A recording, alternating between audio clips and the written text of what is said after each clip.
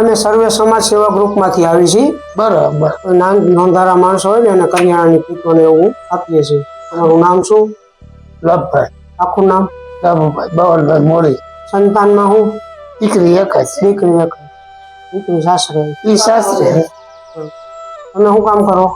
અત્યારે કઈ નહીં, 3 મહિના 4 મહિના ઘીરે નિશાળમાં જતા હતા. નિશાળમાં? હા. બીજું કોઈ કામ ઘરમાં કમાવા વાળું ખરું? બે જ છીએ. અમે આ વિડીયો ઉતારવાનું કારણ કે કોઈ માણસો જોઈ અને અમારો કોન્ટેક્ટ કરે. હા બરાબર. અમારું હેતુ ઈ છે. હા ના ના, એ સાચી વાત છે.